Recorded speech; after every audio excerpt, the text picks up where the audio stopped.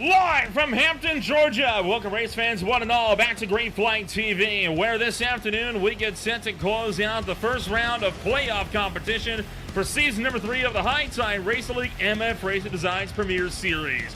Welcome to the Eliminator for the round of 12. My name is Solar Ramble alongside Derek Watson. We are bringing you all of racing coverage on this fantastic Wednesday night of racing. Of course, you and I both very familiar with this racetrack, Derek. This place is special for so many race fans. No matter who you are, it's got a good place in your heart, and we know we're in for a wild one this afternoon. Yeah, it's a track that's been around for ages, it feels like. It's been a host of real-life, finale races, playoff races. There's been repayments here and all kinds of different configurations. But today, here we are, the legacy version of the Atlanta Motor Speedway. So not the new super speedway-ish style of track that exists today, but we're going to go back to the older style of racing with these cars, and I'm looking forward to it, Nolan. 1.5 miles, lots of action here to be had as we're wrapping up that first round of playoffs. And let's take a look at the points here. This is tight. You and I were talking pre-race about how really this is wide open. Look at all the yellow names here, and look at the difference in points. Now, from top to bottom, yeah, okay, there's almost 60-some points, but from top to 8th where the cutoff is, or 8th back to 12th, these guys could still make anything happen in this round. I think the big name entry this one, Michael Thorpe Jr., right? He has lucked his way into this huge position that he's in right now for the points championship. I mean, he didn't finish the Auto Club race because, of course, he had those tech problems. Had to start in part because of the same tech problems at the Glen. And despite that, he's jumped a position. He now sits in 8th because Bob Berry wasn't present last week. Or sorry, Connor Gibbs wasn't present last week. That is massive for Thorpe. He has the chance to battle back here. He's fighting through the flu this afternoon. If he can pull this off, he could very well become a title favorite real quick. And look at this. I mean, yeah, it's, roughly almost 40 points to the front between him and Kilroe. But Thorpe back to Connor Gibson, that's only about 25 points for 8th, 9th, 10th, 11th, and 12th. Who does and doesn't make this cutoff? It's going to be tight. I mean, heck, Scott Shire's right there, too. I mean, he's only a point ahead of Michael Thorpe. This is going to get really interesting as the night goes on. Who makes what calls? Who throws a Hail Mary? Who makes a wild decision late in the race will really probably affect how this race goes and how these playoffs shape in the next round. And as we've discussed as well, drivers like Dalton Kilroe and Dustin Payne, they're not technically safe yet for those points either. If they both crash out tonight, there could be some huge shakeups to the front of the point standings as well, entering the round of 8 just 1 week from today. There's a lot to play for this afternoon, lots of points on the cards, and I think some drivers already started to put their sights on the next race coming on up just 1 week from today, while others, they're trying to lock things out today. Those two mentalities are going to clash, and they're going to clash heavily at a track that does not like to be overestimated. Yeah, I hope no one's overlooking this, because he said no one's technically safe. Now, what I think will be the difference here probably if we get some late cautions or even a mid-race caution is who does what, right? Who pits, who doesn't pit, 2 tires, 4 tires, no tires, who wants track position. That's where I think you need to be more aggressive. If you're someone in the back, if you're a Thorpe, if you're a Ben Lacey, if you're a Connor Gibson maybe, you're going to have to take a swing at this. But if you're Dalton Kilroe, consistency and safety is the word of the day. We'll get to all of that and all the other nuances in just a few moments. For now, it's time for us to take a rundown of, a rundown through the starting grid, and that'll be up after our opening ceremonies, which will be coming on up now, and we'll be back with more in a few.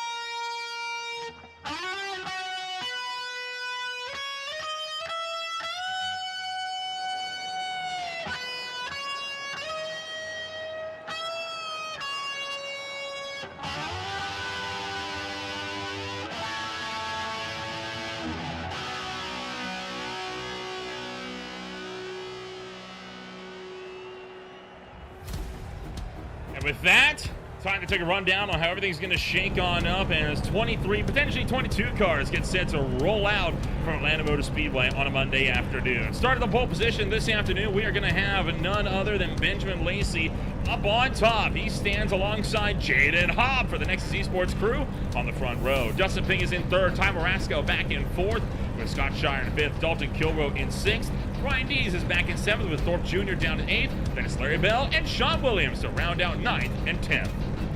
Back in the P11 is Derek Paulson with Bob Berry on the outside, with then John Osborne and Tanner Marr taking up row number 7. Kevin Foster and David Lakey back in row 8, P15 and 16. 17th and 18th belong to Connor Gibson and Paul Mary Gibson, the furthest of the playoff drivers down. And then Jonathan Canfield and Mark Arthur, 19th and 20th. Then we'll round it out with Kyle Wellman in 21st and Michael Ashmore, P22. And that's a look top to bottom at the grid for this race, Nolan. Unfortunately, Robert Lucas, the Peak Performance Motorsports driver, unable to make the call this afternoon.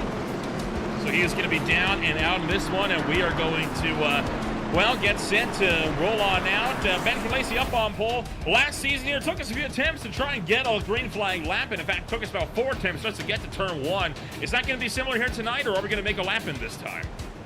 Oh, I don't know. The setup for these Xfinity cars, that the Irish setup is kind of wild. Now, they've had a lot of practice today. I think we'll get around here, but it's going to be some sketchy moments while these tires get up to pressure, up to heat here. I hope everyone's just a little patient. Got 135 laps to make this happen. iRacing pace car going to lead the way through turn numbers 3 and 4. As we are ready to kick off racing action once again in Atlanta Motor Speedway. Pace car is down and into the lane. Time to get the party started as we enter the Geico restart zone. Let's go, go, go for the Eliminator at Atlanta.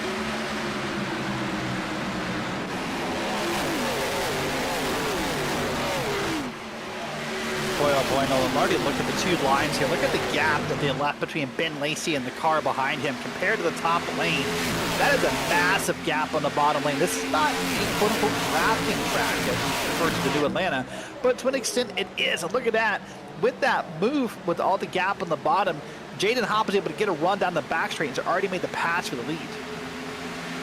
Up at the head of this field, it is going to be Jaden Hobb who leads the way on a lap number 1 to green, this time by everybody else in hot pursuit just behind. Ty Marasco up to the high side of 1 and 2 with Kilroe, one of the main points leaders, down on the low side, still holding on in third for the time being. Michael Thorpe Jr. making strides early on. In just 1 lap, he's made up 3 spots, and he's now fighting for top 5 spots. Look at that. And that's Michael Thorpe right there, right behind Dalton Kilroe. I thought maybe we saw a small bump down the back straight, but if not, it was pretty close to making contact. Now here down through the dog leg they're going to come, and Thorpe is just on the move here. He knows where he stands. Of course, as you said, you know, technical issues in the first race wrecked out. Only could start on the second race. Now his computer's good, the hard drive is fixed, the poor man's got the flu. He is basically pulling his version, Nolan, of like the Michael Jordan flu game. He is trying to lock in a playoff spot, and he told me, he said, hey, the flu's not going to hold me back tonight. And he is showing that in full force, right? He has already fought his way up to the 4th place spot. I mean, that is absolutely legendary from the number 34 entry behind Dustin Ping, another contender. He's going to find his way to get around Ty Marasco. And just behind them, we've got Ryan Dees and Scott Shire now in the mix, trying to get it up as well. So you got a lot of drivers here that have gotten themselves single filed out early in this one. Not too much moves being made. So far, the biggest move of the day, though, rookie Mark Arthur making his debut this afternoon. He is already up to 13. That's +7 on the day. Incredible run for Mark Arthur, and it's got to give you a small boost of confidence in your head as we're only 5 laps into this to say, hey, look what I did. That must make you feel really good to have that moment for Mark Arthur, and that's a great, bright pacing. You and I will not miss that on track, moment. We will find that car wherever it is. Yeah, no kidding, right? I mean, it's nice, bright, and visible. Thorpe up to 3rd now, trying to establish his run here as a championship competitor, saying, hey, don't forget, I was 2nd in the points exiting the regular series season. Sure, the round of 12 may not have gone his way, Like, he is making sure that everybody remembers why he had so many points up on the rest of the field and why it was running down Kilrow in the points. He is desperate to try and regain some of that authority that he held early in the season. Boy, as great of a news that is for Michael Thorpe. Watch this side-by-side battle. That's Ben Lacey behind him. Ben has to have a great night. Ben told me, listen, I'm not even sure if winning locks me in. As we're watching from Dustin King, that's Ben Lacey on the left side with the Thunder and Lightning car. But if you're Ben Lacey, you want to be, man, I'm having a great night. Like, I'm second, I'm third, I'm fourth. I'm up in that podium battle. Darn it. There's a guy next to me who's trying to take my spot and my points. And so, while it's good news you're up there in fourth battling for third, the problem is the man you're battling for third is the guy trying to keep out of the playoffs. Man, Dustin King is trying to get involved in this fight as well, as he has been looking for the outside lane, trying to make this a three-wide battle. It's going to remain 2 for now. Lacey going to hold on to third, while Ping now sets up the run for fourth. And I think Thorpe might have to bail here on this one. The top 5 would be more than enough to get him in, it's worth noting. Yeah, I mean, it would be. I would bail here. Listen, I think what these guys are doing, if they do it correctly, is smart. If they stick with together and they can get a draft moving here and stay in line for a while, they're going to gain some gas mileage on Jaden Hop. Hop has a huge lead. He's over a second ahead. Look at that gap you saw on your screen. But it means he's going to burn more gas than these drivers. I would let him do it. Listen, if he wants to get out there and run that hard and get out there and burn up his equipment and his field, let him do it. If I'm Lacey, if I'm Kilrow, if I'm Thorpe, if I'm Ping, I'll sit in line. Maybe sit at 90% throttle, and I'll pass him on fuel mileage. I wouldn't fight this too hard right now. Credit to Jaden Hoff. He has shown a lot of command up at the head of this field once he's able to get there and get into some clean air. I mean, remember when he took his first win in Kansas, right? I mean, he was walking away from the field in that race. I mean, there was no competition for him by the end. So Hoff's a guy that knows how to, like, tune these cars. He knows how to, like, just finesse them in order to get that underneath him in just the right way to exact the most amount of speed afterwards. I hope that Jaden Hopp makes a return for the next season, because if he does, oh boy, we're in for a treat for the championship fight. Oh, well, 100%. Hopp is a great driver. And when I say things like stick back there and running gas, that's not a knock on Hopp. I mean, I think he's, you know, that's the problem being out front is you're just going to burn more gas. But I'm just talking a strategy plan. From point of watching him race and watching him dominate, this Arizona native has come in here and really made a name for himself fairly quickly with this black and pink machine. So, hey, you know, great job by him. But here again, there's Dalton Kilrow now back and forth. He's now battling side by side with Michael Thorpe. We saw those guys have a moment not too long ago, by the way. We've also got some side-by-side battles back here as well. Paul Satmar getting around David Lakey for spots further down the field as well. So single file for really the first time all night long this time around. But this is a fight that's been developing over the last little while as well. But right around 15, look way at the back, up into the wall goes Kyle Wellman in the number 42 Five Kings Motorsports Camaro. Yeah, and listen, Wellman has nothing to race for. No playoff points, no playoff spots. Let's go out here and race hard. Have some fun, make a move, make something happen. That's what he's doing right there. And I love those kind of moments for Wellman when he can make that kind of happen here and see what happens. Back here in 18th place, no reason not to fight it hard. He's got Jonathan Canfield behind him. He's got Larry Bell in front of him. Why not race it hard? Why not see what happens? There's the battle up ahead you were talking about. That's Lakey. That's Seth Mary. There's Connor Gibson up in 14th, by the way. So a lot of battle to still be had here. One driver that is not having a night that he needs to if he really wants to have a good run here, John Osborne, the Valvoline number 5, missed one of the races in the round of 12. He needed a good Audi tonight, but running 7.5 seconds down all the way back at the 20th place. That's not going to be enough. Right now, Osborne, I would say, probably one of the most likely drivers to be bumped out of a playoff spot based on these first 15 laps. That's a big gap back. I wonder if there's something to that. Like it just makes me wonder if that's either he picked up some damage really early that we didn't catch on screen, or he's laying back on purpose. These are fixed setup races. This is not an open setup. This is not where people come in and bring a custom set and dominate. So I almost think he's laying back, and we'll see if a couple of wrecks happen here. This place is not immune to having carnage, and I wonder if he's just kind of laying back and wants to see if maybe a few drivers get involved in something he can kind of avoid and drive around, right? That's just such a huge gap. That's not normal. up the road. Dalton Kilrow attacking Dustin Ping for number 2. So the defending champion from season number 2, trying to see if he can't fend off the number 41 Camaro. Having to work that high lane to get the job done. Kilrow looking down low. Multi-group racing started to be ever present here at Atlanta Motor Speedway. And this fight for second, it's not going away anytime soon. Oh, sorry, this is for third. This is for third. Yeah, because Ben Lacey's up there between them and Jaden Hopp. But Dalton Kilrow is doing exactly what he told me he was going to do. He said he wanted to find himself in a spot to be out of contention due to something happening. He said, I'm going to stay up front and write my own destiny. And right now, that's what he's doing. He's up front and just kind of battling hard. But there you see, there's Ben Lacey. Lacey's really ripping the top of the line. I think in today's terms, we call that like a Kyle Larson line. But he's ripping the top of that track and trying to stay consistent with Jaden Hopp. Let's take a look last time by. I mean, they're almost identical. They're within a tenth of a second is Lacey and Hopp. So Lacey's not gaining ground, but he's also not losing it. Last lap by at the line. This is the gap from Hopp all the way back to Ping, and Jaden Hopp pulling out again a little bit more. Not by much, though. Like you mentioned, the gap is kind of stagnating here. Benjamin Lacey, I think, is better on entry, worse on exit, because Hopp is still, again, ripping that outside lane. But you can tell Dustin Ping is being really held up by these guys that keep fighting it out behind him. There you see Kilrow finally takes away third place. Yeah, Kilrow finally got around, but I think Ping's going to try to cut back under him and try and make the pass around, and does. I think Kilrow either cut the wall or got darn close from that camera angle. He definitely lifted and lost some speed. But boy, you think about Ben Lacey, and he's running in second. I mean, I said earlier, possibly could still miss the playoffs with this run for P2. And when you think about it, that's your season 1 champion. Just had a really bad run this season. You know, not maybe the dominant runs that he or we were used to seeing him have. And he's really on the outside looking in as this race goes on tonight.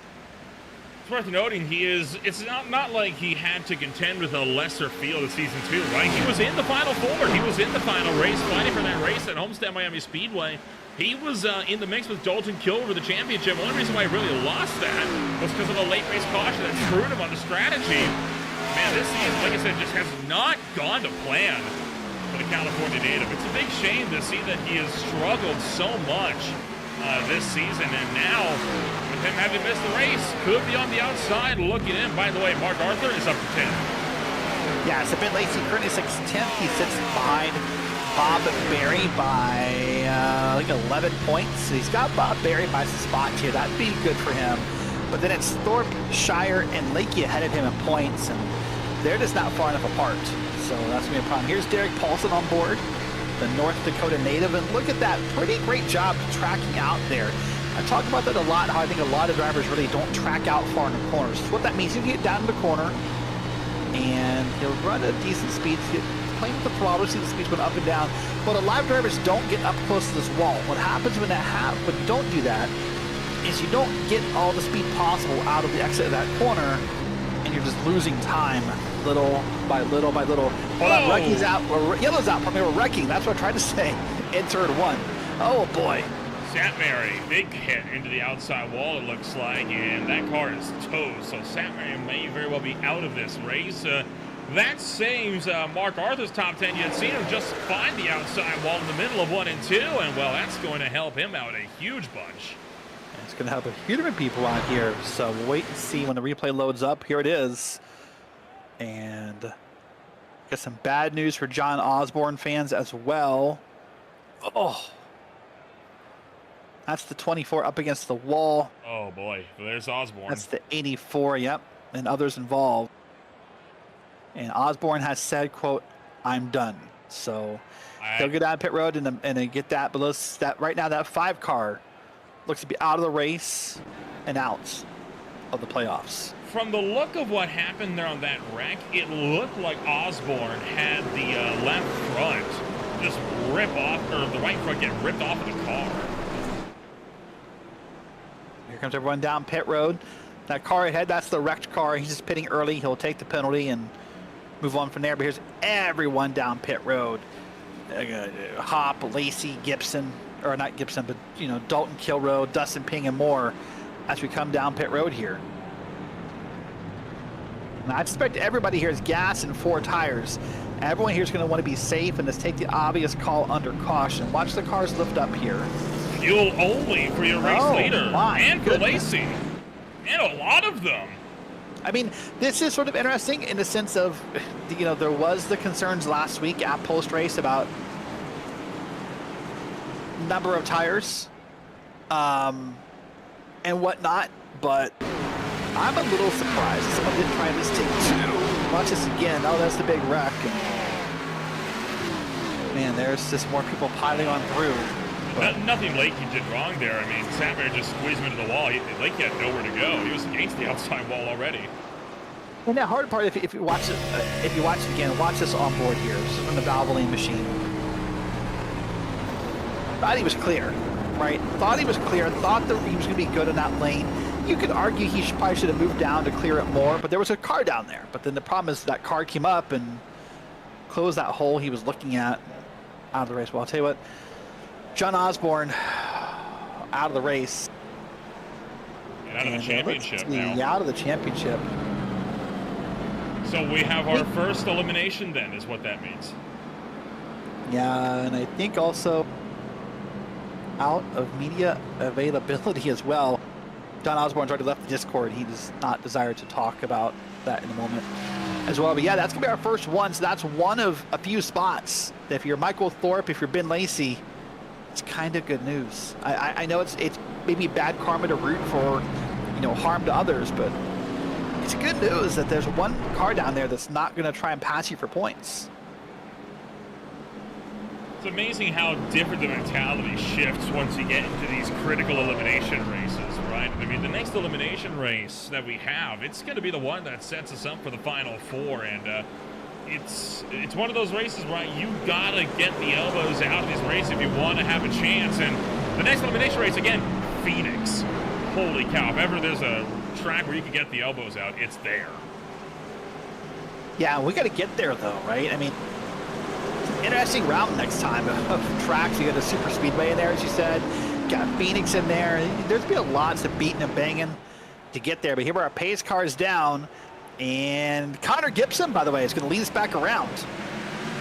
Connor Gibson did not come down pit road. He is now off cycle with the rest of the field. He spins the tires, though, allowing for Jaden Hoff to pull around the outside, down to the turn 1. Bit of a squeeze there.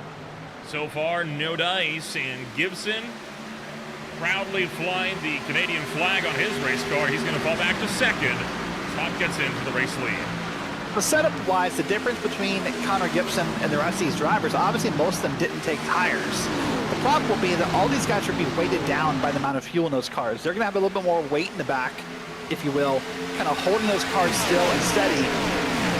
Connor Gibson does not have that advantage, so you could argue he might be faster with less weight in the car, but these guys are probably looking for a bit of stability. See Ty Moraski struck the wall up there. But so far, Connor Gibson doing a great job. And this is what I talked about pre-race, Nolan. I thought someone would take a swing at this pit strategy-wise later in the race. I'm happily surprised to see Connor Gibson doing it on the first caution. So the running order for the top 5, it's Hop, Gibson, Williams, Lacey, and then a battle for 5th between Marasco and Lacey. With Payne just a little ways on the outside looking in. Marasco gets up there, and now Payne makes it 3 wide. Down the back straightaway at Atlanta Motor Speedway. Whoa. Payne will take 2. Payne right there got himself in front of Marasco and went ahead now under Lacey. And look at that big charge he's got going on with a little bit of draft help in front of him. That's Williams, and then there's Connor Gibson.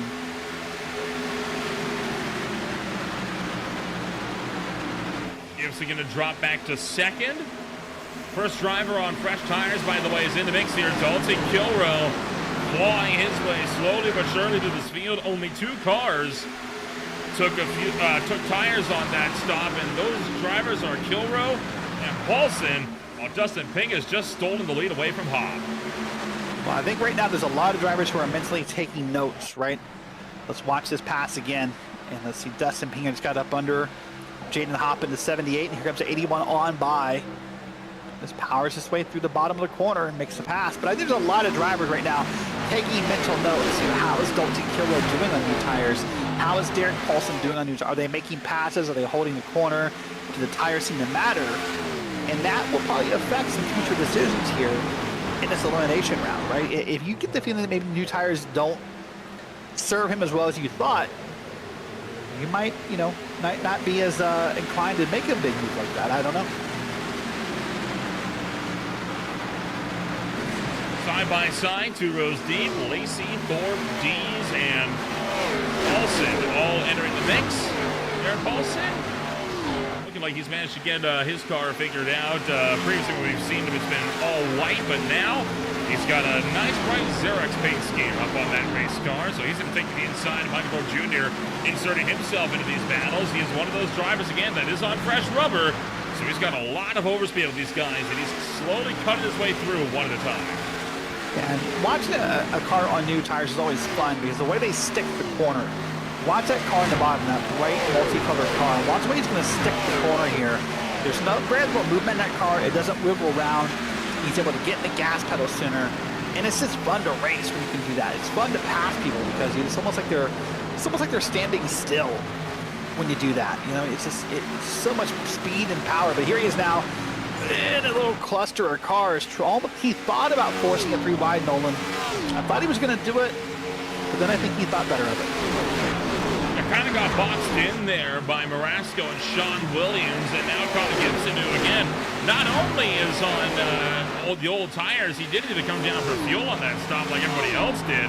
So he's got a driver that makes sure that is super offside with everyone else, and that's going to be a big problem, by the way, for Connor Gibson here in just a little while, because the fuel run in this race, you're looking at 36 to 40 laps. He is rapidly approaching that pit window. I mean, he is. That's for sure. But I mean, when you think about Connor Gibson, came in tonight dead last in the playoff points. He came in, you know, 25 points off of the cut line. He has to make a move somewhere. You can't just sit back and let other people write your destiny. You have to kind of sit down and author your own book, so to speak. You have to be willing to make a move and say, hey, I tried, right? And that's what he's trying. And he's hoping maybe a quick caution comes out right here. Everyone pits again. And then Connor Gibson is rightfully up front. Yeah, caution right now would be huge for him because then he can come down and get full service on his car, and he maintains all the spots that he gained by staying out under the first caution. So yellow flag now would be absolutely huge for the 31. Now, here's the ever-present factor. You want a caution. You do not want to be the caution. Yeah, and I think that's less prevalent maybe than normal because almost everyone went no tires. If he was the only car not to have taken gas or tires, I'd be more concerned about that. But I mean, we saw people like Hoff, Lacey, and others not take tires. So from that standpoint, I kind of think they're on a little bit more equal footing than normal. I mean, look at Gibson doing a great run here. I mean, just really sticking up here with the competition, just doing a great job is Connor Gibson. Up here with Williams, with Marasco, and kind of holding his own, not falling back as far as you typically see with someone in that spot fall. Top 3 are just pulling away from this field as a result of the fresh rubber that they're working with. It's the fight for 4th on down right now, where everybody resides that has not taken tires or has not come down to pit road at all under the first caution flag. About 15 laps to go or so.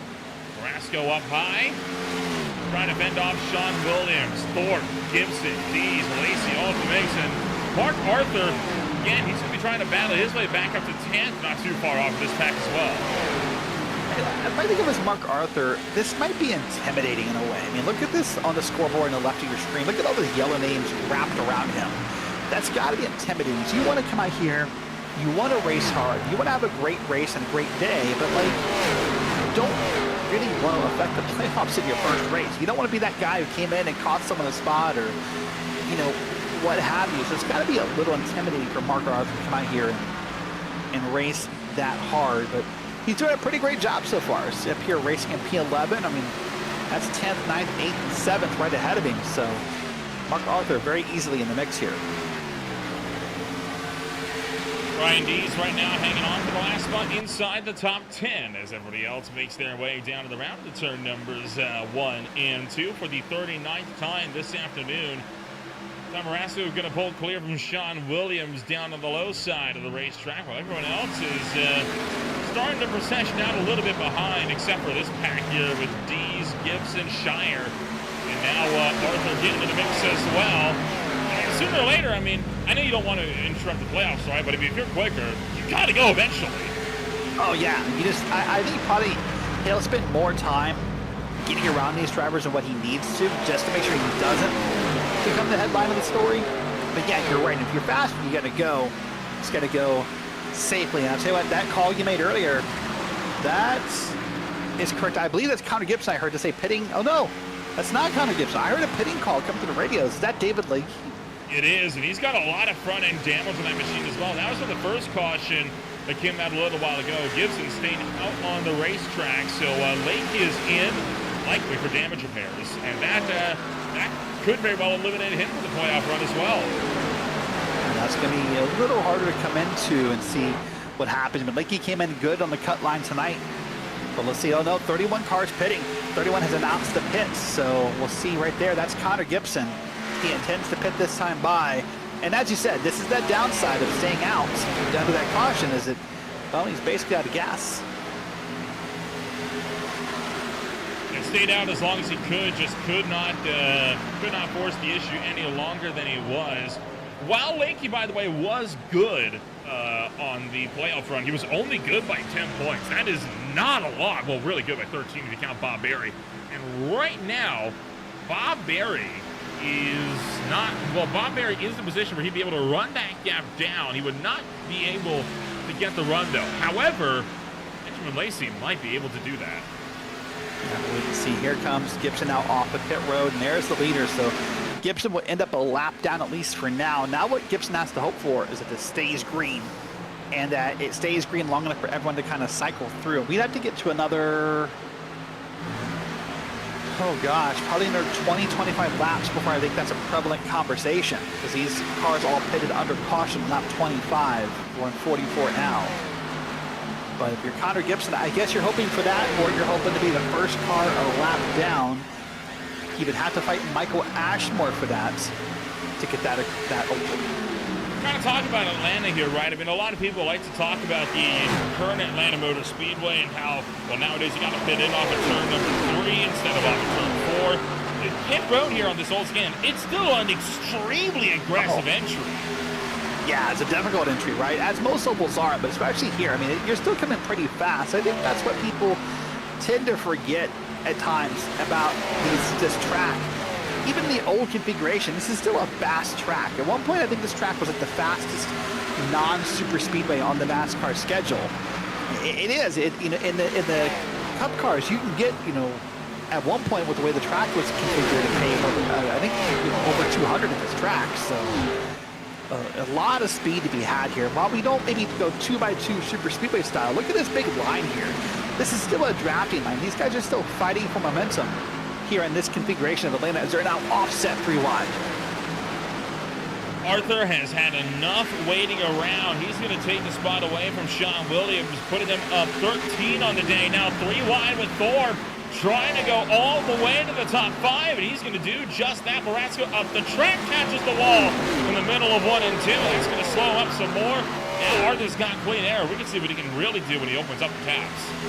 You know, and there's been a lot of stories in this round of playoffs, whether it be Michael Thorpe holding on with all the issues, or whether it be the new drivers like Mark Arthur having a great day. But really, isn't Ty Marasco sort of the story of the playoffs? I mean, a driver in round 1 who thought he was a start and park, he wanted to watch the national title football game, went from that to a great night, and then came second in points, and now sits third in points coming into tonight. Oh, and now he's scrubbing the wall. But Ty Marasco's had his own little up and down journey in this first round of playoffs. A lot of up and down stories throughout these last 3 weeks, and it's been a bit exhausting to try to keep track of every single one of them, right? I mean, there's just so much that happens around when you get to this point in the season. And it's going to get there's going to be a lot coming on up in the next few weeks as well, because you got 2 racetracks. You got to really hit the brakes, right? The Hampshire Motor Speedway and the Phoenix Raceway. But sandwiched in the middle of those, freaking Talladega. I mean, could you have any other bigger playoff shakeup in the back? Yeah, and for multiple reasons. Someone could really just jump in the back of the field and win. We've seen that before. Or someone who feels safe, you know, wide opposite, could maybe not be safe and could really ruin their points day at that track. So we'll wait till it goes. There's another car down pit road. That's Ben Lacey down pit road. He's going to go ahead and give up that spot and pit here. That's lap 49. I thought Ben Lacey had pitted under the caution. So that feels... Yeah, off real cycle. aggressive. I'm kind of lost for words. I mean, that's a great entry and a great angle, but the call behind it has me confused. Oh boy. And there goes Gibson on fresh tires. Yeah, so Gibson now working his way through the field as we said he needed to. He wants this to stay green long enough for Gibson now to get carving through the field. And I mean, let's talk about it. New tires. Last time by, he's a 32.2. Actually, Dustin Pink's a 32.4. So, I mean, he's not only about 0.2 of a second faster, but lap by lap, that will mean something if you're Connor Gibson. Gibson knows what he's got to do, right? He's got to run a very clean race. He's got to hope that cautions fall his way. Maybe he'll get lucky and be able to kind of bounce back and get the points he needs. But again, he is on the outside looking in, as are so many other drivers this season. Gibson needs to have peak conditions tonight. Brian Dees going to catch the ball in turn 2. But this could be Gibson's last chance to go for a championship in season number 3. Yeah, this is definitely his last chance. He's having a perfect night. As you said, came in here 12th in points, pretty far back. So he needs to have a great night. I mean, he's in a spot where he needs to win, and then needs coverage drivers like Michael Thorpe, Scott Shire, Ben Lacey to really have pretty awful nights to have any shot at making these playoffs. So right now, that must feel like an eternity away as far as, oh boy, as far as chances. But we're seeing a lot of drivers already, Nolan, on lap 52, almost a third of the way through the race, a little bit more than actually, who are really smacking that wall at the corners. And keep doing that. Eventually, you're going to mess up that car. Eventually, you're going to rub that tire. Eventually, that car is not going to feel right. Turn 2 in particular has been a huge spot for that so far all race long. And I do wonder, right, what's causing this to pan out the way it has? I mean, there is that little bit of a bump on the entry. I wonder if drivers are getting unsettled over that as now Marasco kisses it again. That was, yeah, pretty aggressive kiss. But as far as what's causing it, I mean, it could be the bump in the track. It could be that these drivers are really, you know, almost too aggressive on the gas pedal as of this point. You know, wanting to get back in the throttle too soon, and, you know, getting that pedal will cause you to climb that hill a little bit. Not good that time, as my goodness, as we saw a car right there just kind of cut the grass. That was Williams in 89.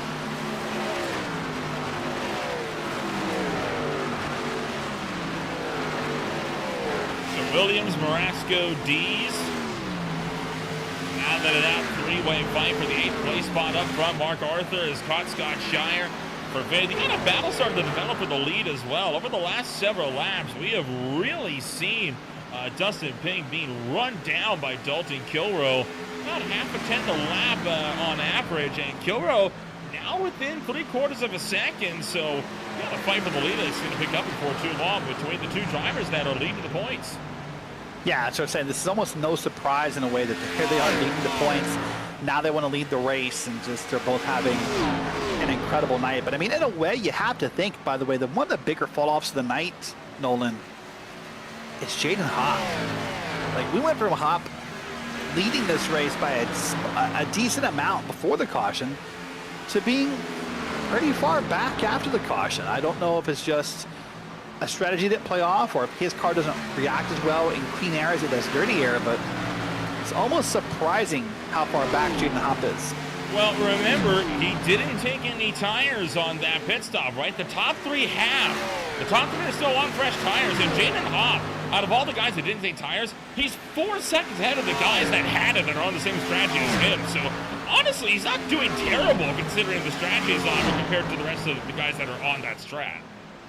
You have to think everybody now, Hop, you know, probably Lacey and others who didn't take tires, as we see Tom Morasco down pit road now.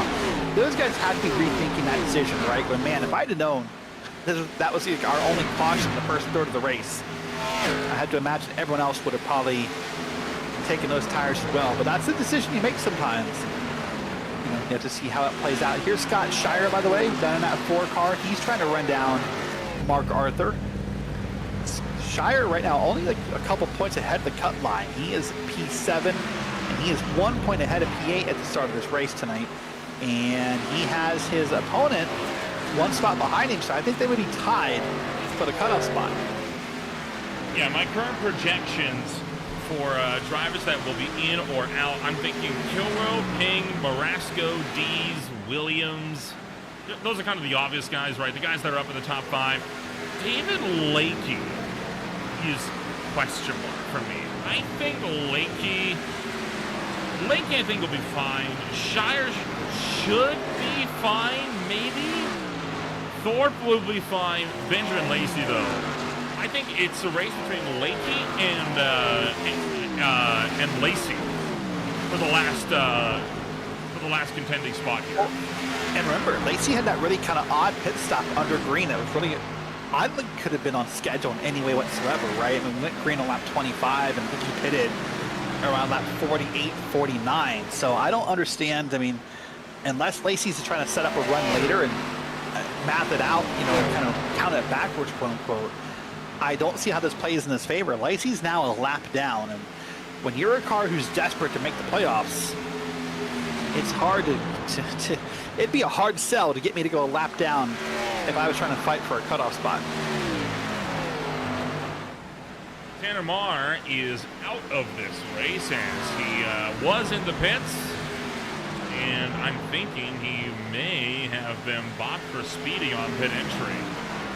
That's a long pit stop. He's now been on pit road in total for over a minute and a half. That's pit entry to box. Watch the entry here. Watch for the smoke. Speed. Yep, speed. Definitely speed. And maybe honestly, maybe even caught for clipping those right tires up on the grass as well. That also might be an unsafe pit entrance. That would be up to the officials, but that would explain the long stop there if that's the case. And keep in mind, he was already in the pits for a minute. He's actually going on 2 minutes now. He left pit road, and then immediately towed back just a second later. So he might have had another mishap on the exit of pit road as well. That decided to just call it quits from there. Kevin Foster and Bob Berry now are both the next 2 down to pit road. Yeah, Bob Berry, by the way, here tonight. Bob's been really kind of not able to practice as much as he wants. Told me he's been trying to build a new rig and, you know, get his new PC set up. Pardon me. He just hasn't really found that layout he likes, that combination he likes, and this really hasn't had his head into focusing. We talked about him being on the playoff bubble, and he kind of said he wished he maybe got some more practice in. So we'll see how Bob's race turns out tonight. Currently sitting here on pit road, now leaving pit road, as he runs 17th on the grid. And this time, King, Kilroe, and Paulson are all going to be safe into pit road. No issues that I can see for now. And I'm watching Team MFRD closely when they come down to pit road. It's, boy, I mean, the last Atlanta race could not have gone more wrong for the MFRD crew, because every single one of their cars got caught for speeding on pit entry the last time they came to Atlanta, the Gen 4s here. On the same pit stop cycle, one after the other.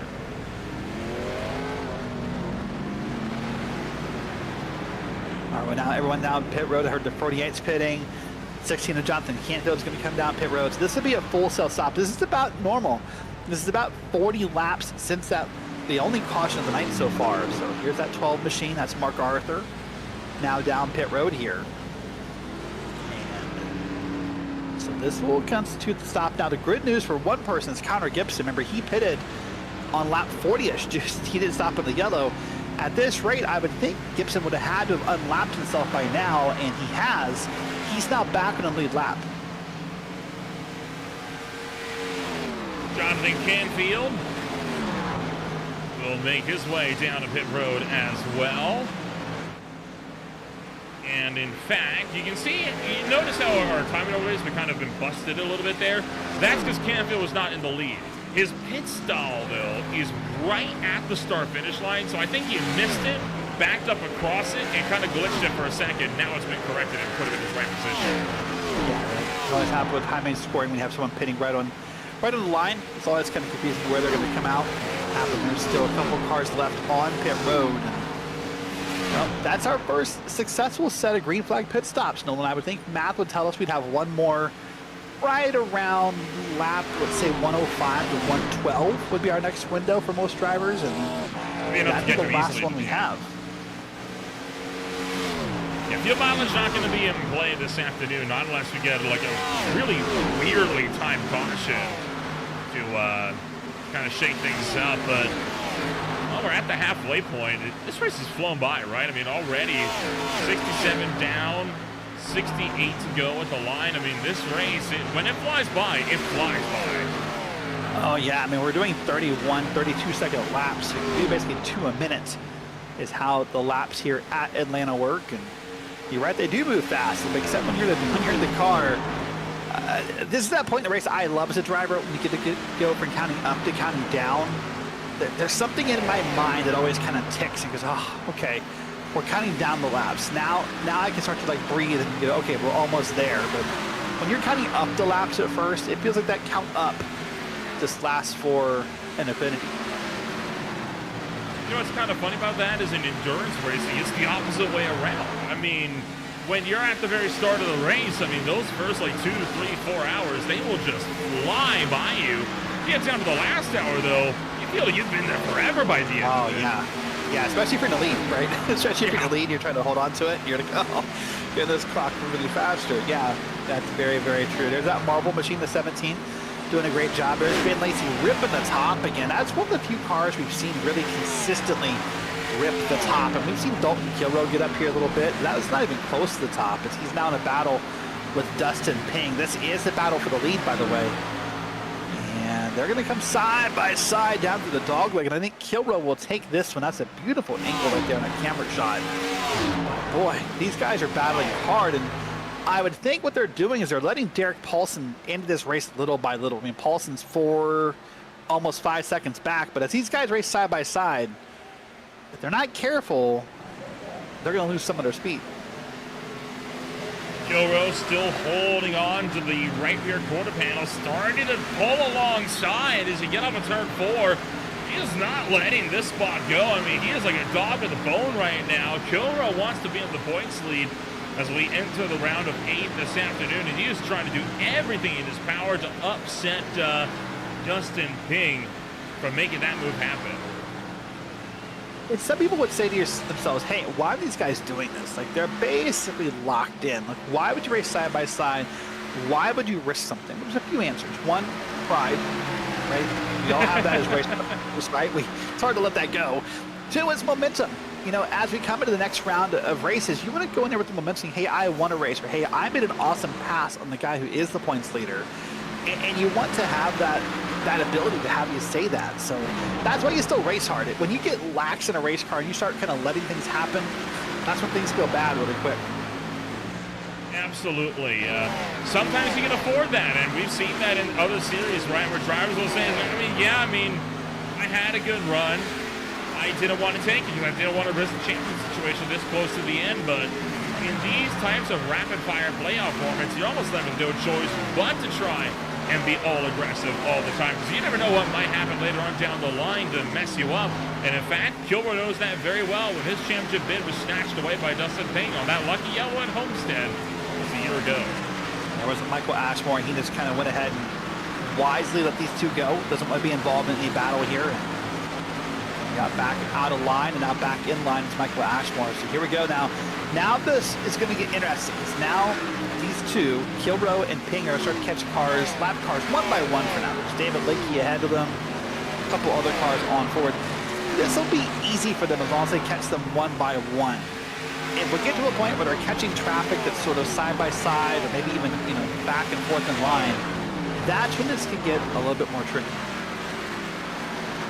To the inside goes the Pink Precision Auto Glass number 81, trying to see if he's got anything for Dalton Kilrow up on top. So far, no dice in this one. Pink's right up the gearbox.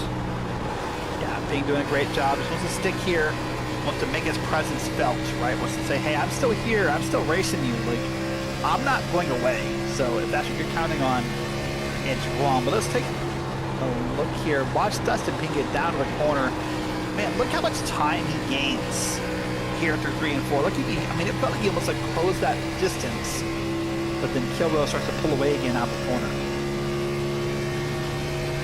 Yeah, right now, Pink's got a lot of mid-corner speed. He is really trying to set a run up on Kilrow to try to carry the momentum through, but he just doesn't have what it takes on corner exit. And I think Kilrow might have found a second win because he has now started to break away with that battle as well for the lead. This is still the closest duo on the racetrack, but it is extending. Yeah, very minorly extending. If you take a look at the times, I mean, Kilrow just half a tenth maybe faster than Dustin Pink on some laps, not that much. So Dustin Pink doing a great job here, just kind of keeping there. And I mean, and the good news for these guys, no matter how hard they're racing, but they're growing the gap. Now Derek Paulson's 5 seconds back.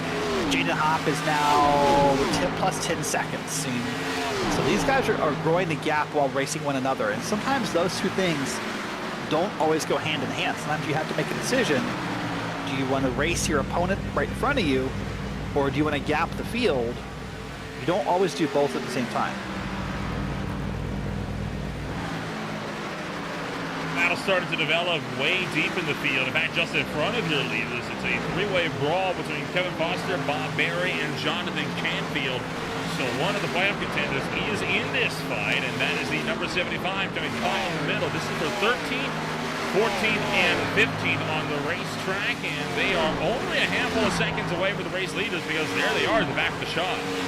Yeah, and for Bob Berry, this is not good news, by the way. If you're trying to lock a spot in the playoffs here and trying to make something happen, going a lap down is obviously not the way to do that. That's going to put you so far behind that proverbial 8 ball that it's going to feel like an impossible mountain to climb to get back in that spot.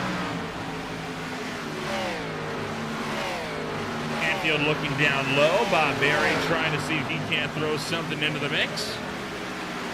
Berry clears up top. So Canfield still left with no dice down low. Berry will take that Camaro and maintain his run at 14th place. You can tell he is struggling to find pace right now. Yeah, definitely struggling to find pace. He's one of those guys hoping for maybe a caution so he can put some new tires on, whatever he wants to do. So here we are. I mean, for right now, for Connor Gibson, by the way, we had to think he's not too far from his next pit stop because he pitted off cycle. Maybe even Ben Lacey, maybe only about 10 laps from his pit stop, but for the rest of the field, we're about 20 laps away from them getting new tires. And then I wonder to myself, Nolan, with that shorter pit stop, only needing 20 laps of gas, I don't know that everyone's going to feel that they can afford to put 2 tires on, or I mean, excuse me, put 4 tires on. But you know, right on point, there comes Ben Lacey, there comes David Lakey, and I heard Connor Gibson make the call as well. So right on cue, here's these 3 drivers. Now the problem, Nolan, they're not done pitting. Right, if you count in about 40-some laps, right at 40 laps under green, they're going to pit again on lap 120-ish. They are not done, but all the other rest of the field's going to pit again around lap 100, and they are done. Developing story on the racetrack. Kyle Wellman, I think, fighting a meatball flag right now on his machine, as that was at least the report that was put about 10 minutes ago from race control. So Kyle Wellman potentially with some issues, maybe tire wear coming into play here with the Camaro? Yeah, very much possible. I mean, we never really talked about this yet, but this is the abrasive track. This is a tire eater, if you will. This place loves to eat up some tires. So if you can't manage tires here, you can't get a meatball from blowing, effectively blowing a tire here at this track. That may have been what happened.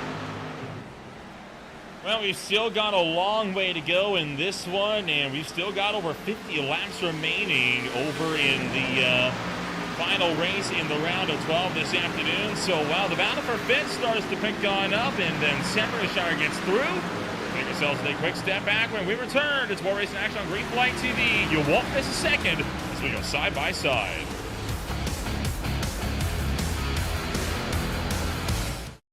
Racing isn't easy, but experiencing it is. iRacing puts you in the driver's seat with the industry's leading sim racing game. Drive on laser scan replicas of the greatest racing circuits from around the world. Go head-to-head against other drivers chosen by skill-based matchmaking to ensure competitive racing at every level. Compete across all your favorite series.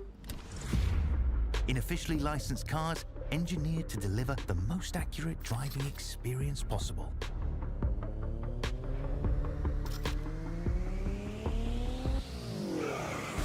Join a race or host your own with players from across the globe.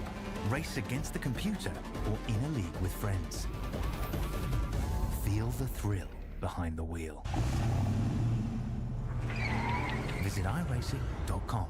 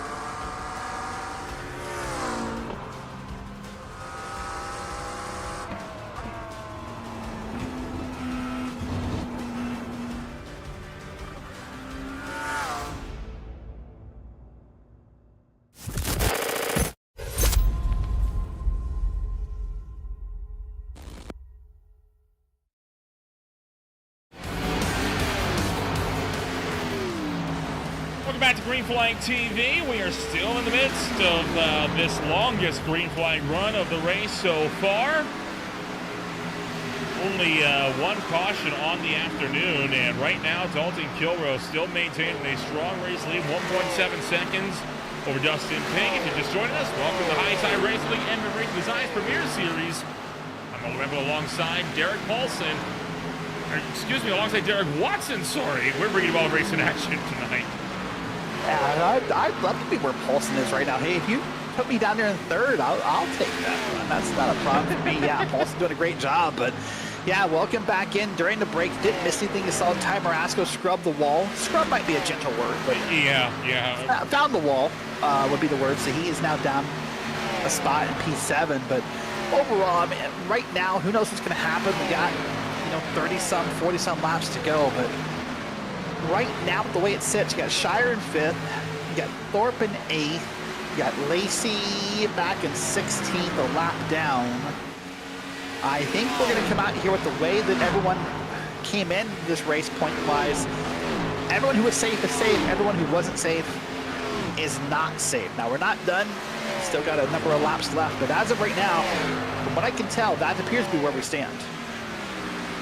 And in about 3 laps time, you will be able to come down pit road and go the distance on the fuel numbers. In fact, you already might be at the limit if you put in a little bit of fuel savings. So, pit window effectively open now for the final quarter or so of this race. We are working lap 93, going to work on 94 next time by. Just over 40 laps to go. Well, yeah. Go ahead. When you talk about that, when you talk about that pit window being open, I find it interesting. I was thinking about what would I do in this spot, right? Because there's 2 schools of thought. You could run this car dry and probably take it another, let's say, 10 laps maybe. My problem with running it 10 more laps to the empty is, do I think I have enough time to take 4 tires and justify that time on pit road? You know, because typically we take 4 tires because that's how long it takes to put fuel in the car. But if you run this thing dry, you're not going to need all the fuel in the car. But if I pit now, I could justify taking the tires because I have time to take advantage of them. But if I stop now, what about that pesky green-white checker that may come out? Do I have enough gas for that? I don't know. That's the hard part of making decisions here. If you're Dalton Kilroe, I think you run it dry and you just sort of let it happen and let it go. If you're someone towards the back, if you're a Michael Thorpe, if you're a Scott Shire, if you're a Bob Berry even, he's a lap down, you're going to have to take a risk here and do something different and see if you can have a bit of success at the end of this race. So I think you take tires no matter what, honestly. I mean, even if you stretch it out as long as you can go, you're still pitted with over 20 laps left. That's a long time to go on a set of tires that's already been shredded as a result of a full fuel run. Not to mention, we saw it earlier at the very start of this race on the lap 20 caution. Spinning here, by the way. Here comes Ty Marasco to pit road, but we saw it earlier, right? Oh, boy, huge slide there. She's still kicking the tail end out. Let me check on that. That looked like that could have been. No speeding penalty from race control as of yet. I thought for sure, with the amount of smoke he puffed up there, that might have been a speeding penalty. I mean, I agree with you. You're not going to do no tires, but I wonder if someone will say, hey, listen, I only have time for 2 tires. Does someone in that spot only be able to put right sides on versus 4 tires? And what would that do to a race car here in Atlanta is what I wonder. Ty Marasco, though, not going to mess around. He's going to put 4 tires in the car. And he is going to go here with less than 40 laps to go. So we would think he would be good on gas, but he's now is just about going to get lapped here as he's coming off the pit road. 2 tires I can see being a very viable strategy, honestly.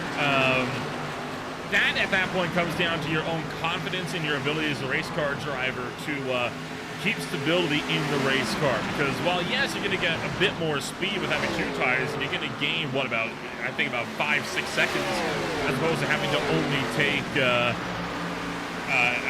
4 tires. You are going to sacrifice a lot of stability with that race car being on old left sides and fresh right sides. So if you can hang the car underneath you, it's doable.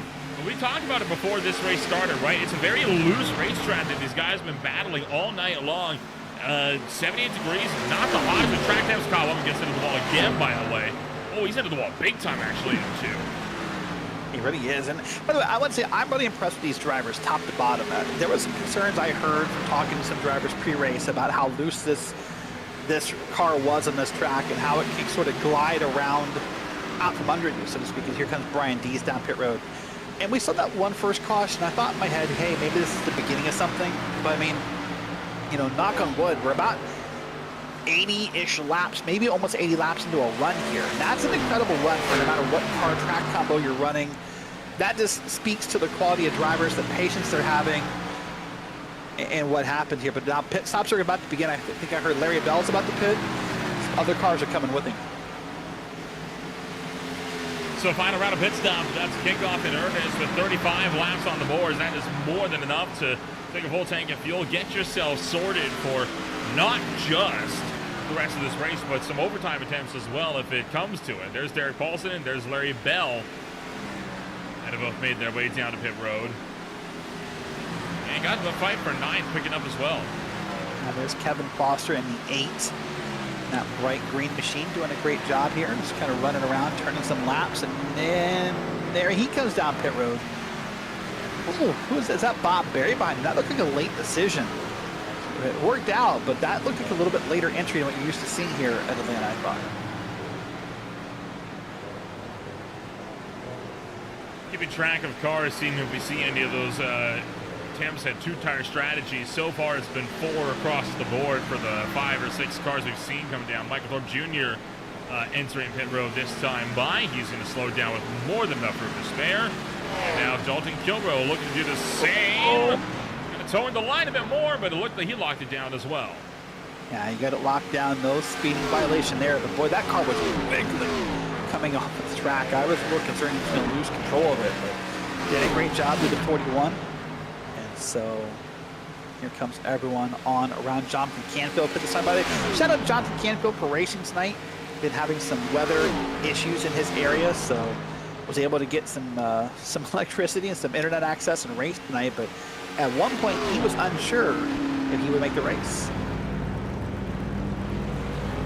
You know, he wasn't the only one. I was also a bit unsure if I was going to make the race tonight. I mean, you know, I came in, whoa, hopping, sliding, and I think that definitely looked like speeded to me. But that looked like how hot you came in the broadcast booth tonight. That was pretty impressive.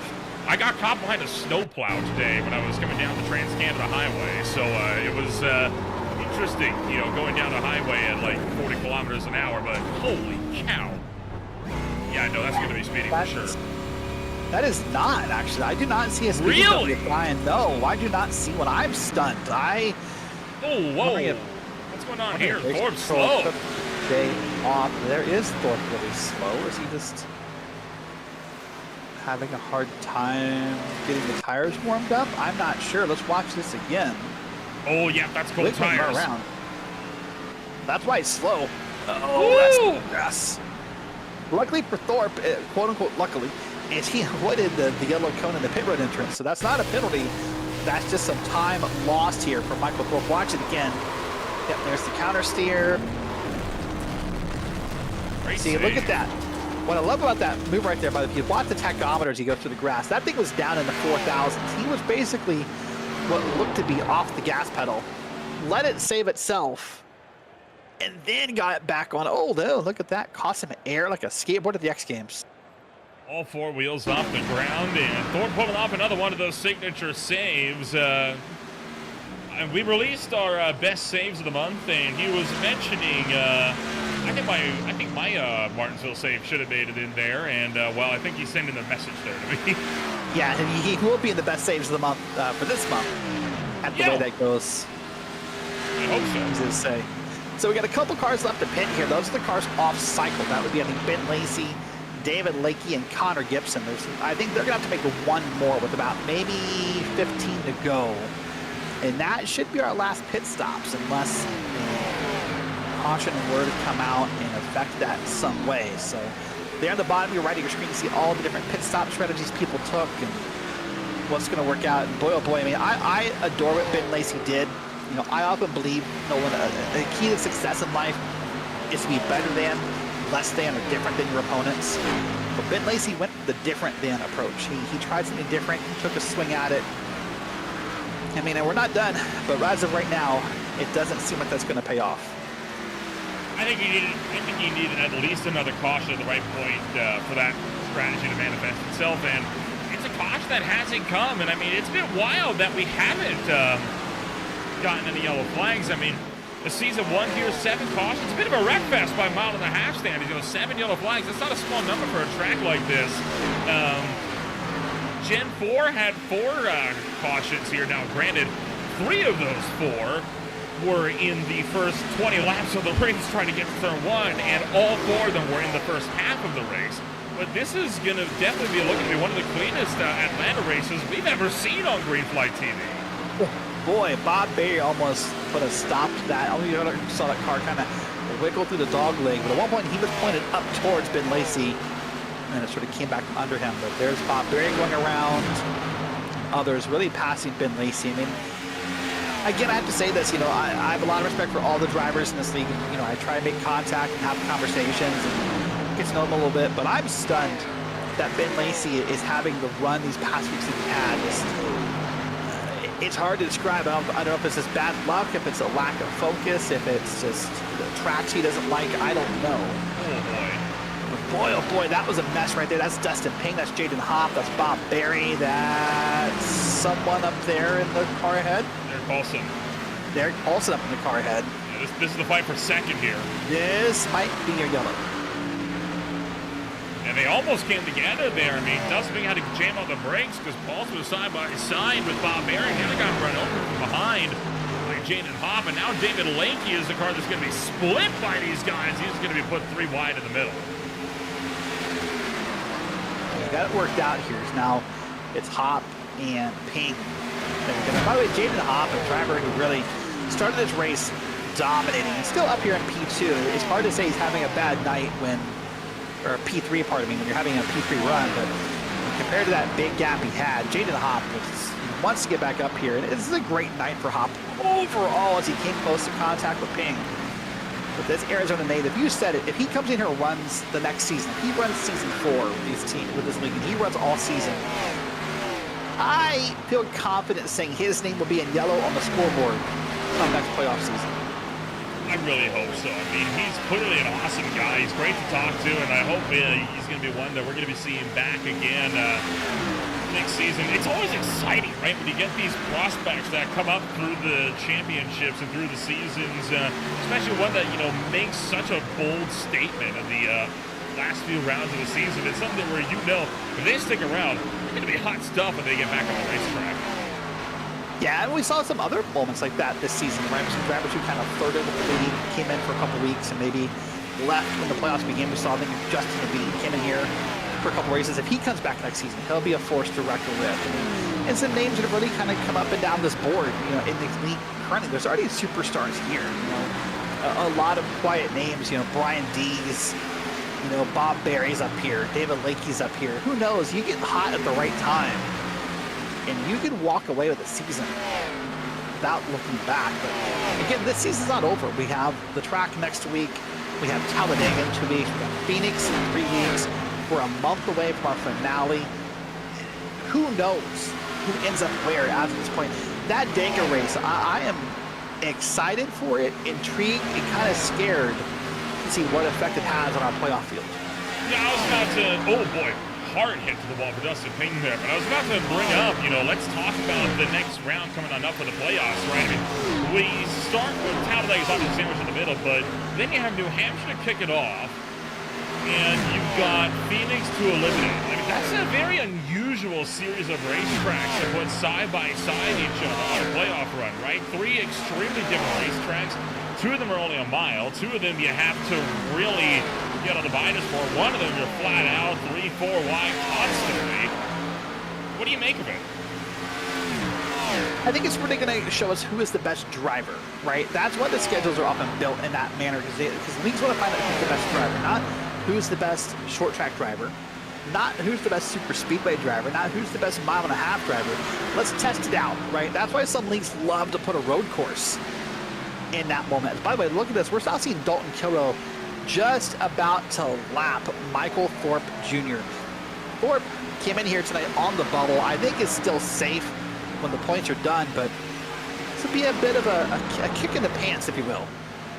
If you're Michael Thorpe and you get lapped with about 20 to go, and he's going to fight for everything he can and have fun racing Dalton Kilrow. But the last thing you want to do if you're Michael Thorpe is maybe mess up here. Don't wreck Dalton Kilrow.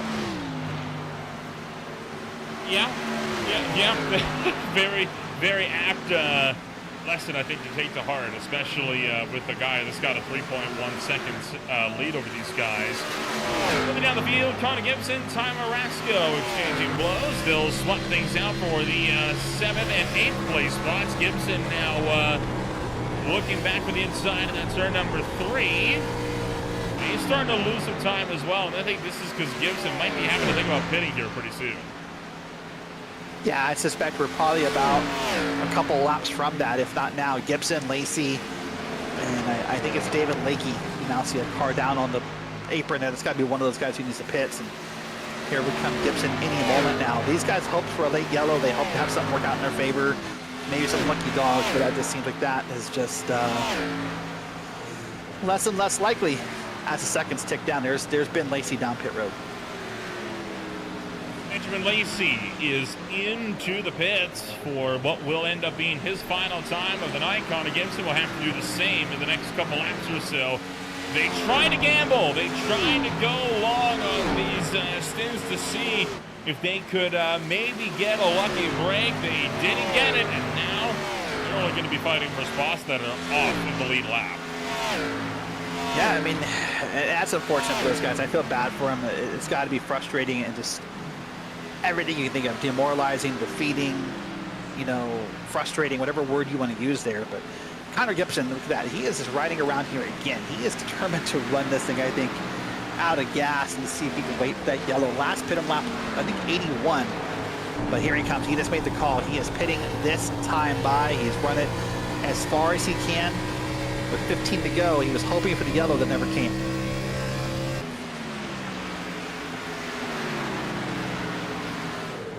Laps on the boards as Gibson that's going to finally be forced to watch this.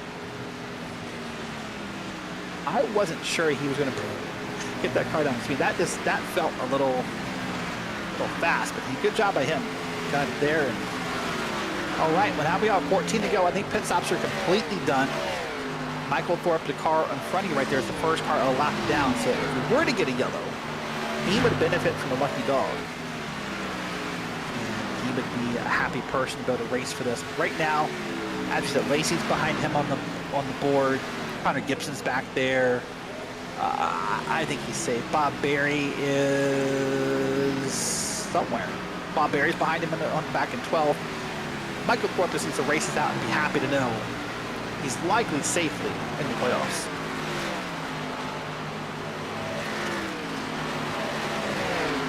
Running up over the next few days on Green Flag TV as Piper 9 starts to develop. Tomorrow night, it's a trip back to the Sunshine State. We are going there a couple times this week. The Open Snow Cup Series will be taking you to the sports car course for their 5th round of competition with the Beer League out at Barber Motorsports Park for round number 4 of their 10th season of racing. And the Speed Cup Series has the Eliminator. It'll be a qualifying race, 2 heats. One for the inside row, one for the outside. That'll set things up for the season opener, which will be coming on up just 1 week from now. Then, of course, on Friday night, the PRA Revel Workshop Pro Series has round 3 of Phoenix Raceway, followed by the SRA IL Truck Series for the Flatout 200 at Bristol. The SRL Xfinity Series, presented by Purple Haze Autosports, closes out the week. 170 laps around the Charlotte Motor Speedway. So we got all of your Xfinity action covered from Sunday to Monday. That's a long pace at Charlotte, 170 laps. Yeah. That made me kind of decide just thinking about how long that's going to feel like in the car. As someone who's done multiple 600s in iRacing, Well, here's the counter. I'm looking at an hour and 55 minutes on those races. So who knows? I don't know how you do that. Like, the math that my head have more than spreadsheet has, you have more than one caution there. You're probably not running those laps, but I guess maybe it's a good thing. I don't know, but you know, I thought I want to put out there to you, Nolan, real quick, and get your thoughts on this. And you talked about how there's the broadcast cover. We got more in those couple weeks of doing the eliminators and duels and whatever you want to call them at Daytona.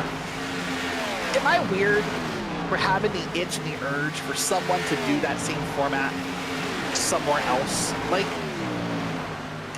maybe Talladega, let's mix it up. Let's do that format at Talladega. Let's do that format somewhere else. I don't know. I don't know. I love Daytona.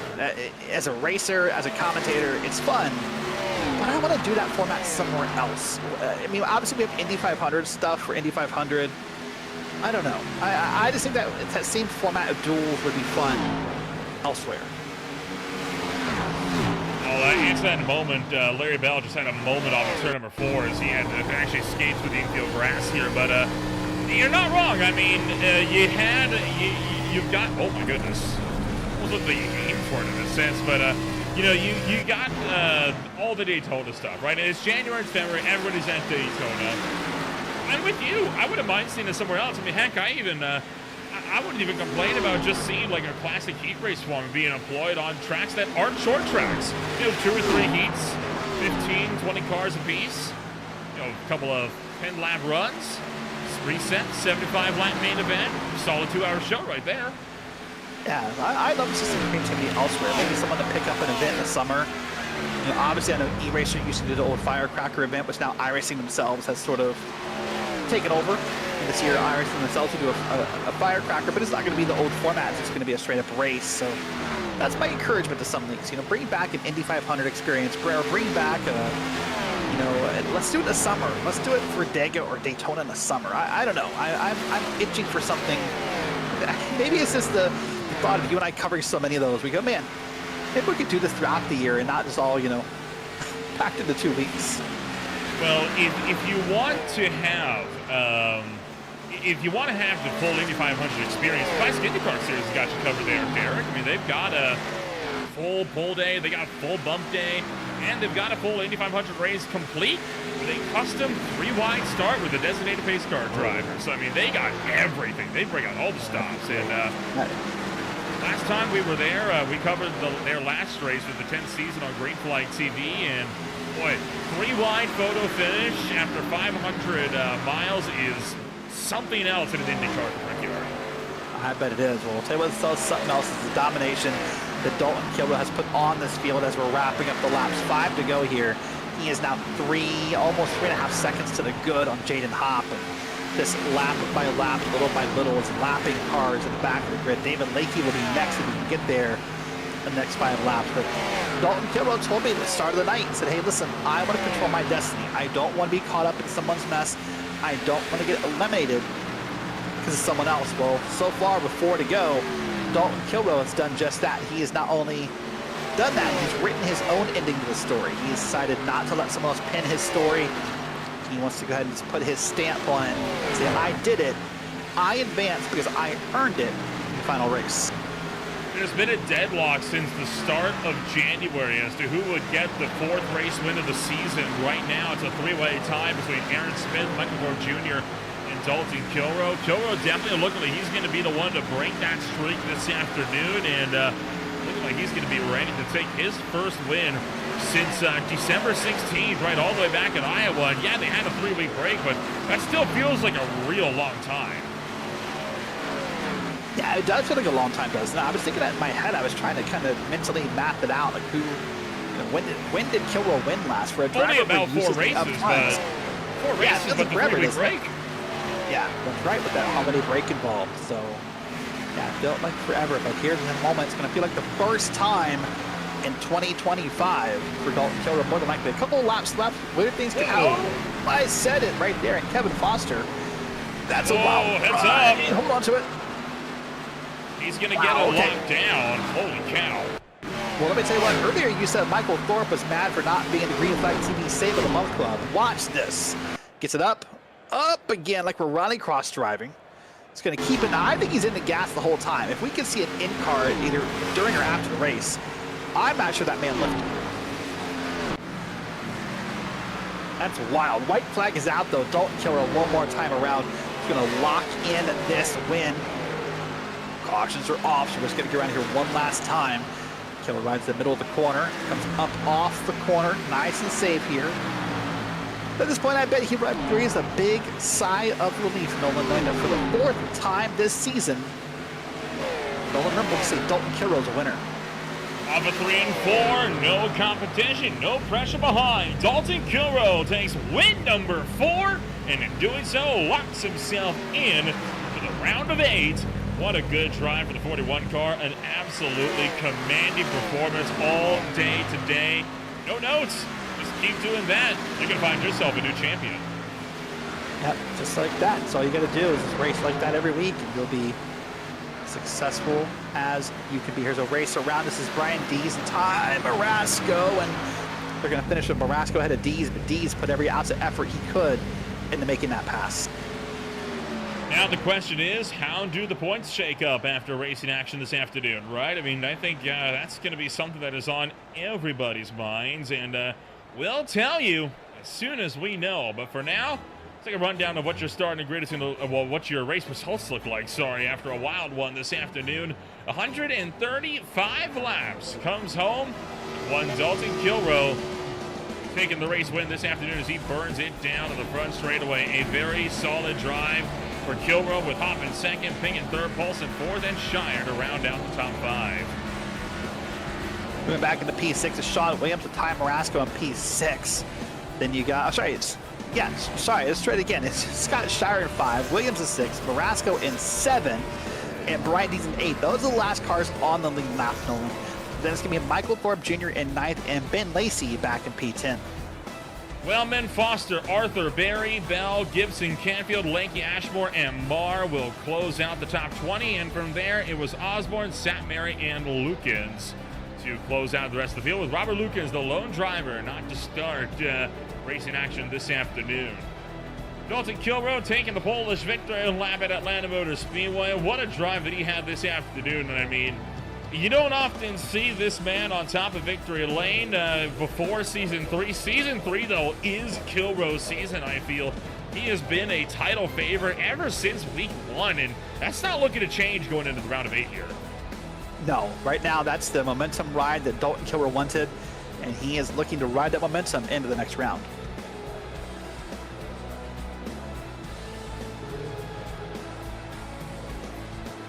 All right, well, I think it's about time we go ahead and get our grid interviews in, and I think Dalton's going to catch up with our race winner in Dalton Kilroe, and we'll see what Dalton has to say about this victory here tonight.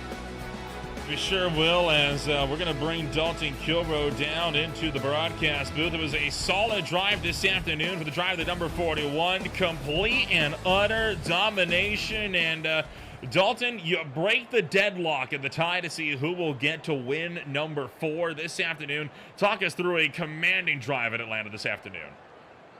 Yeah, it was definitely a little bit of a strategy game. We'll taking the tires under that yellow there. I knew we could make it on 2 stops from there pretty easily. Just needed to go green, and I knew last season we had a good long green flag run, so I was just kind of banking on us being able to do it again, and sure enough, that's exactly what happened, and was able to just manage the race as best I could. Got out of the pits ahead of Ping on that one pit stop, and I feel like that was the winning move right there, because had I not been able to do that, I don't think I would have been able to get in my rhythm without having to fight to get back by him and then get him to burn his stuff up a little bit, and that just kind of opened the gap, let me get comfortable. I will say Jaden Hopp had me nervous. I saw he was closing, and after that last round of pit stops, when he got around Ping and Derek Paulson, I was like, oh God, here we go again. And luckily the gap just kind of stabilized and was able to just bring her home. You are right now 3 for 3 in your drives here this afternoon. Now, at Atlanta Motor Speedway, I should say, one track where you don't have that stat is, of course, New Hampshire Motor Speedway, the Magic Mile. A racetrack that we have not seen at all in high tide race league competition. That's honestly a stat I'm a bit surprised by, right? We haven't ever gone racing in New Hampshire Motor Speedway. Completely brand new quantity for these cars. It's the round of 8 coming on up. What do you reckon you have to do there to kick the event off strong? Just kind of do what I was doing tonight. I mean, I know New Hampshire's another strong track for me.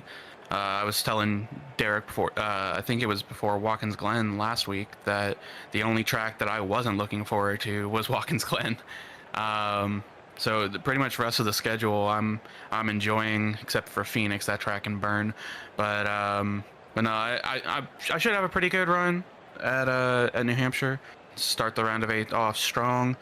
We'll see kind of what Jaden does. I know he's going to be quick pretty much wherever we go. So, but hey, at least I'm not fighting him for the title, so that's comforting. This season, no, this season, yeah. Next season, we're gonna have to stretch the checkbooks, see what we can do. We look to the round of 8 as a whole, right? You were talking about Talladega. You were talking about how you're not a fan of Phoenix, but New Hampshire could be a good track for you. Overall, scale of 1 to 10, how confident are you in making it back to the Final Four? I gotta have confidence in myself, so I'm gonna say I am at a strong 9. Strong 9? Strong 9. Got good reason to be. You were the regular season champion pretty much the entirety of the season, and, well, you've locked out the points in round of 12. We'll see you next week then when we go racing at the Magic Mile. 10-4, man. Thank you.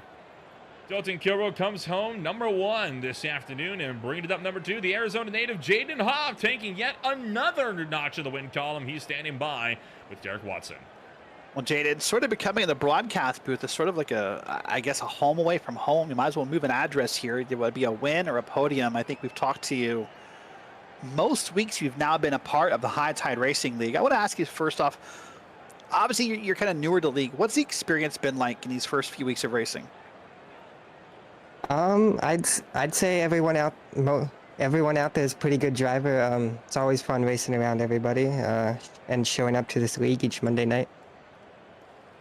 So I know a theme of the broadcast, if or when you watch it back, you'll find is Nolan and I talking about how potentially scary you could be to the field next season if you come back and run a whole season. Now, I know that we have a rest of the season to go, but right now, is it your intent to maybe try to make a full season run next season and find yourself in the playoffs? Yeah, I'd say that's the intent so far. I'm having so much fun here racing everybody, and I think I'd like to continue that onwards into the next season 4, I think it is. Yeah, it's season 4 indeed. So the last thing I want to ask you, you started this race off, and it felt like you walked away a little bit. I mean, you were up over a second ahead before that caution came out right on lap 25 or so. And then from there, it felt like you struggled a little bit. Is it just a matter of clean air and dirty air, or what happened to kind of cause those 2 different races to happen for you? Well, we were super fast over the short run, especially, and then we kind of evened out with everybody the longer we got into it.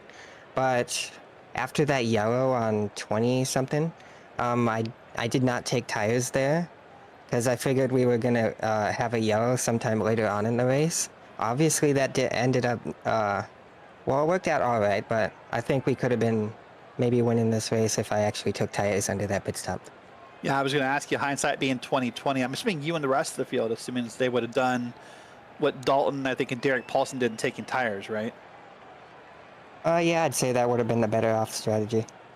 All right, well, listen, it's only, I don't know, 7 o'clock for you in Arizona, not that late of a night. One of the advantages you get of sim racing on the I'll call it the West Coast. I know it's not, I'm a little more west than you are, but take a second, promote yourself. Like, you're new to the league. Maybe a lot of people don't know you.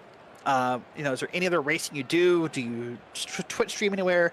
Take a second and tell us more about Jaden Hobb.